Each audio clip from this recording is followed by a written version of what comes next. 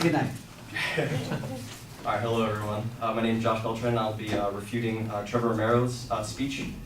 So first of all, starting off with his primary claim, it was actually very difficult to find.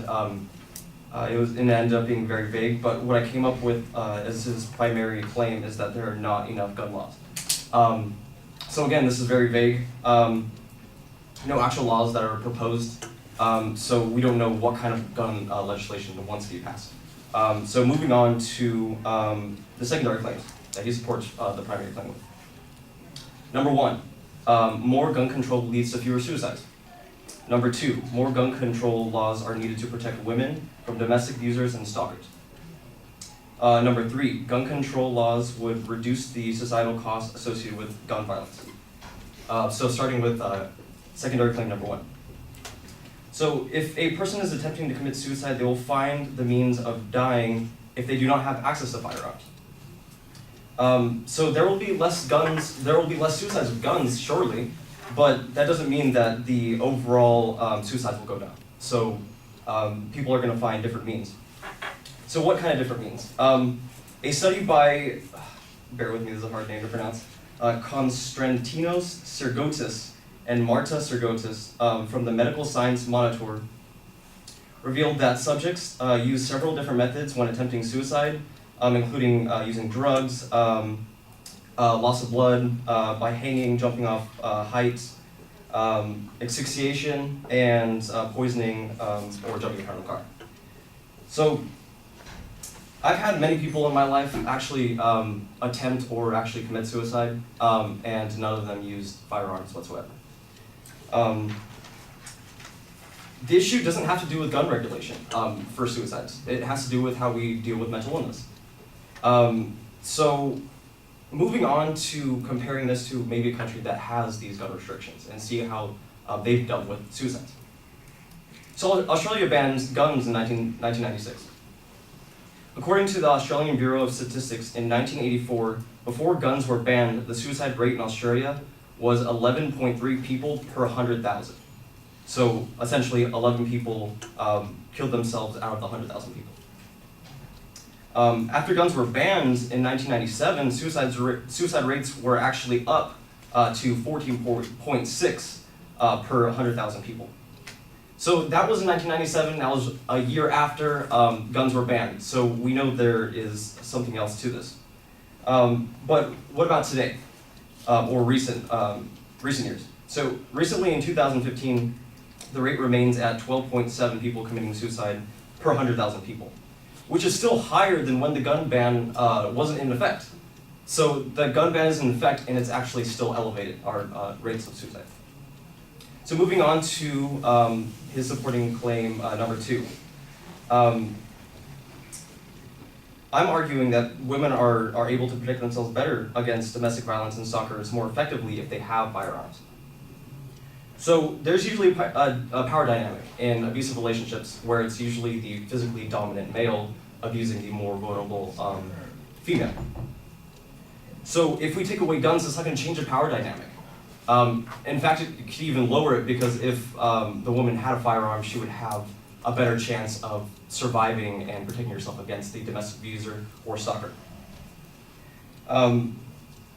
So I have actually had, well, my mother was a single mom, and she's had a lot of crazy exes. And we've had to deal with people breaking in, threatening our lives, and all sorts of things. If, in that case, we had protection with a firearm, my single mother could protect us from them. But instead, we had to focus on paying for private security to protect us, which hurts us economically. And basically, all it does is we're paying for a white male, which ended up being a white male, to carry the gun and protect us. So basically, just gets rid of the steps and allows her to have a firearm to protect herself.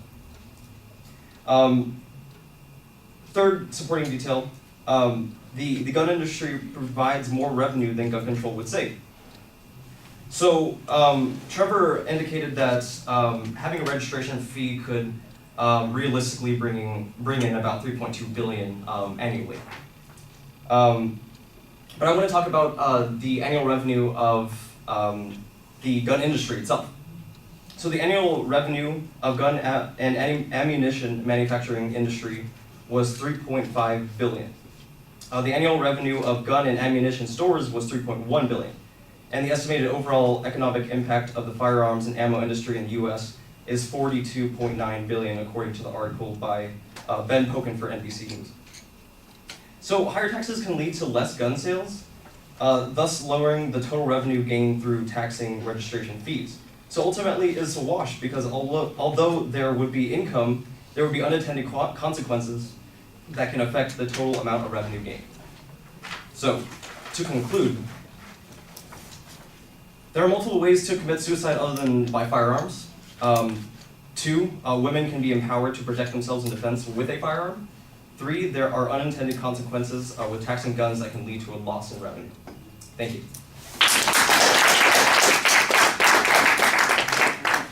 Thank you.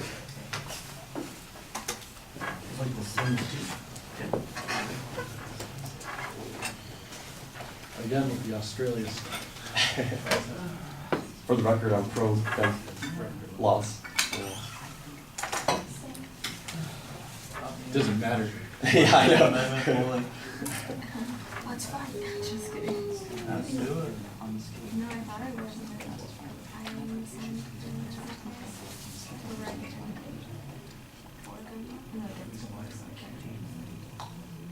Good shape, shaping the model.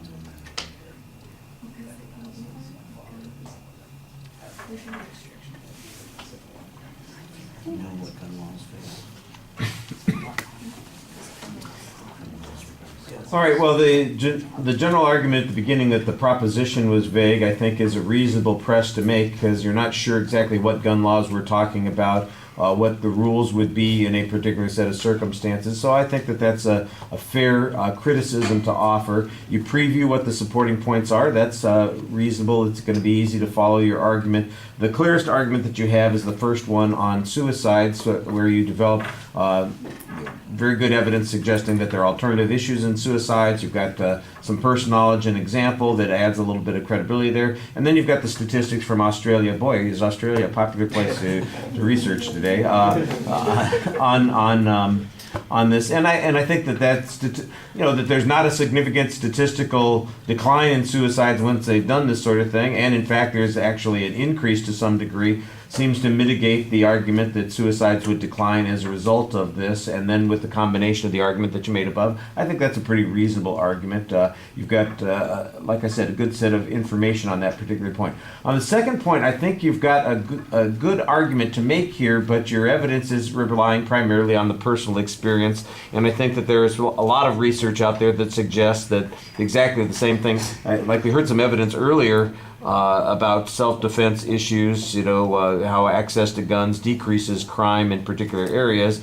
The notion that women could be empowered. I do like that idea that you're talking about, that it's a question of imbalance in power in the relationship, and the presence of a gun sometimes changes that power dynamic and puts a woman in an equal or even superior position, that's likely to decline, result in less of this strife, the stalker kind of issue, those sorts of things going on.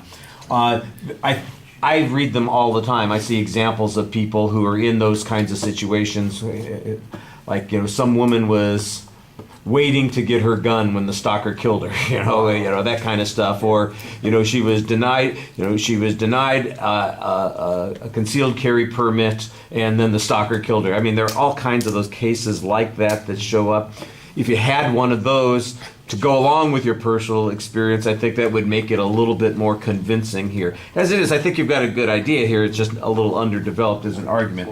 And then the third point is, it's an economic argument, and I think that there are plenty of things to say. Look, why is this the best way to get more money? If the question is getting, all we need is more money for some reason, there are probably lots of other ways we can do this. We could have a bake sale, or more lottos or something like that. Your argument seems to be, look, that gun sales and manufacturing generates a lot of revenue. There is a business that's related to this. Millions of people are spending time and money on these sorts of things, and so if it provides economic activity, that's a pretty big benefit. And you're talking about $3.2 billion that we would get in this situation, which, by the way, I'd be perfectly happy to have the $3.2 billion, but $3.2 billion, let me see. Congress just spent that. Yeah. You know, doesn't take long. You know, so big deal. We saved enough money to cover 10 seconds worth of government spending. I think that seems like a strange argument to be making in context with the other arguments that seem much more substantial. And I thought you had a very good summary at the end also. All right, thank you.